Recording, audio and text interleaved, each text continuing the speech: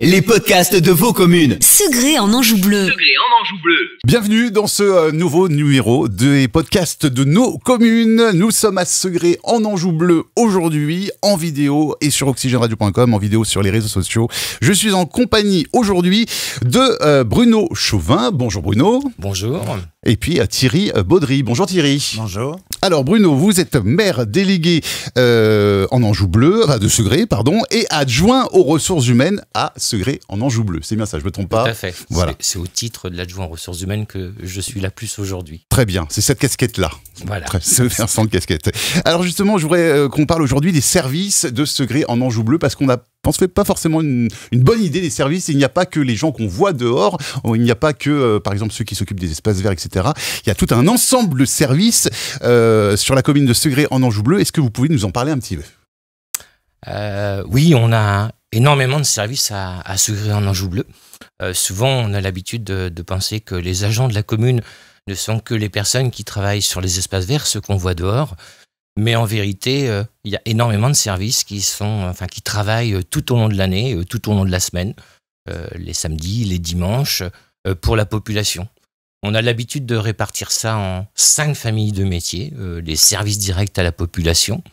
Je pense au cinéma, à la piscine, au cargo, à la petite enfance, à la crèche. On a les services scolaires, qui est une grande famille aussi pour nous. Les services techniques. Et puis ce qu'on appelle les services de proximité, les accueils de mairie. Et puis enfin, pour faire fonctionner tout ça, on a besoin d'avoir des services fonctionnels, un service ressources humaines dont on parle aujourd'hui, une comptabilité, etc., etc. La communication aussi. Voilà, ouais. C'est une vraie entreprise. Et combien de personnes travaillent du coup, alors justement à Segré en Anjou bleu? Au total, on a 270 agents de manière permanente. On sait qu'on a des poussées pendant les périodes estivales parce qu'il y a des services qui n'ouvrent que l'été, comme l'accueil de loisirs des enfants, les campings. On renforce l'activité sur la piscine. Et donc, au plus fort, on a 285 agents pendant la période estivale. Et si on rentre un petit peu dans les statistiques, les proportions hommes-femmes, l'âge moyen, à peu près? Je dirais que l'âge moyen, elle est 45 ans. Et puis la proportion, la particularité, c'est plus de femmes. Et voilà. Oui, c'est fou. 68% de femmes et 40% d'hommes plutôt. Alors je vais m'adresser maintenant à Thierry Baudry, donc directeur des ressources humaines. Comment on devient, si l'envie nous en prend, on veut postuler, comment on devient agent à Segré en Anjou bleu? Donc, comme toujours dans la fonction publique, il y a d'abord un concours à passer. Enfin, la base pour rentrer dans la fonction publique, c'est un concours. Concours qui va dépendre un petit peu de la filière dans laquelle on va travailler. Donc, il y a des filières administratives ou techniques qui recoupent un petit peu les différents secteurs dont on a parlé tout à l'heure.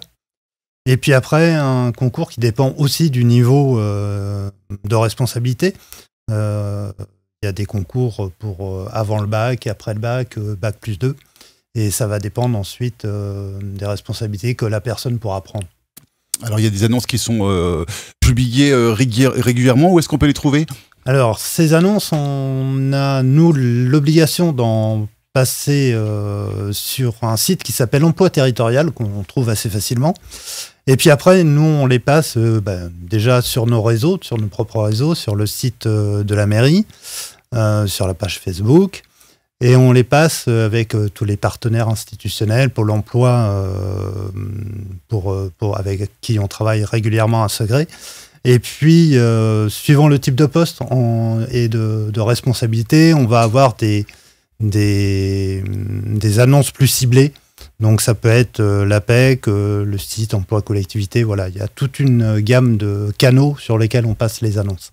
Il y a beaucoup d'emplois, il y a beaucoup de turnover dans ce genre d'emploi? Alors on a généralement une quarantaine d'annonces par an, parce qu'il y a des remplacements. Alors, il y a des créations de temps à autre, mais il y a aussi des remplacements, il y a des surcroît d'activités qui peuvent être ponctuels, on a aussi les emplois saisonniers, donc voilà, l'un dans l'autre, ça fait à peu près une quarantaine d'annonces chaque année.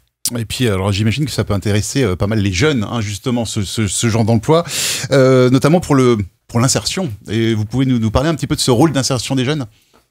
Alors, on a en fait, on va dire 3 modes.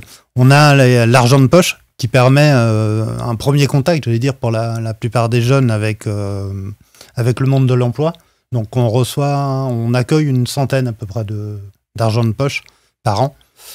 Donc ça c'est ponctuel, ça va être. C'est très ponctuel, voilà. L'été notamment. Tout à fait, c'est sur les vacances, oui. Les vacances scolaires.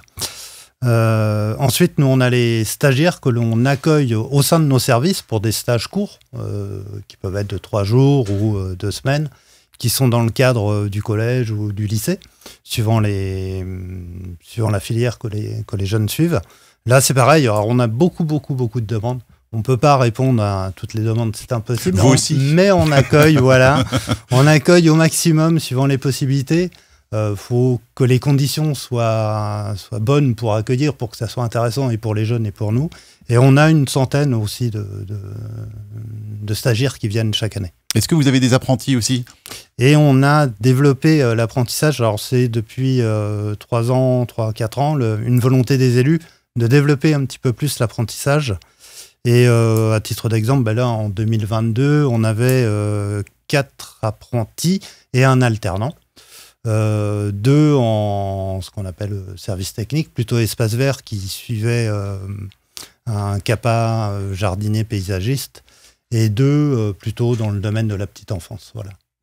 Merci Thierry. Et oui, juste pour dire, l'apprentissage, c'est une porte d'entrée vraiment vers le monde du travail. Bien sûr. Parce que là, par exemple, sur les apprentis que nous avons eus depuis 2021, il y en a 3 qui sont devenus agents de la collectivité. Titulaires. Très bien. Alors, je ne sais pas à qui je dois poser la question, si c'est à vous Thierry ou vous Bruno. Comment c'est amené à évoluer justement les diverses missions des agents ? Qui veut répondre ? Qui se dévoue ? Thierry Baudry. Non. Bruno Chauvin. Excusez-moi Bruno. Donc, en ce qui concerne l'évolution, ce qu'il faut retenir, c'est que on a de nombreux métiers qui sont pratiqués de manière professionnelle, puisque souvent ça exige en fait des formations, des diplômes. On a plus de 20 métiers qui sont pratiqués à ce gré. Et aujourd'hui, la façon dont on les fait évoluer, c'est que on aime à créer des passerelles entre différents secteurs d'activité. On a mis en place depuis déjà maintenant 2 ans en fait une opération qu'on appelle Vie ma vie, qui permet aux gens de découvrir en fait les autres métiers qui sont pratiqués dans la collectivité. Et quelquefois en fait, quand il y a des gens qui ont une aspiration pour aller vers un autre métier, eh bien on va les accompagner par le biais de la formation. Qu'elle soit en interne ou qu'elle soit en externe, voilà quoi. Et puis, en ce qui concerne l'évolution, je dirais interne, on a quelquefois des gens qui font évoluer leur carrière, qui prennent des postes à responsabilité, et notre rôle aussi, c'est de les accompagner, quoi.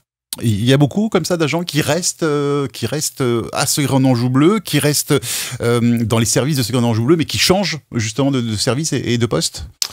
Alors beaucoup, ce serait mentir, hein, Thierry. Voilà, on est dans quelque chose qui commence à être pratiqué. C'est parce qu'on communique aussi, on s'appuie beaucoup aussi sur le service communication avec le service ressources humaines pour parler de tous ces métiers aux gens, parce que c'est vrai qu'avant, c'était sans doute un petit peu plus cloisonné. Et c'est un petit peu ça l'idée, c'est de faire découvrir les différents services pour que les gens en fait puissent éventuellement y trouver leur compte, quoi. Et garder les bons éléments peut-être à un autre endroit. Et en tout cas, merci beaucoup Thierry Baudry et Bruno Chauvin. Ça y est, je vois maintenant en fin d'interview qui est qui. Vaut mieux tard que jamais. Je vous souhaite en tout cas une très bonne journée et on se dit à très bientôt dans les podcasts de vos communes. À bientôt. Merci à bientôt. Les podcasts de vos communes. Segré en Anjou bleu. Segré en Anjou bleu.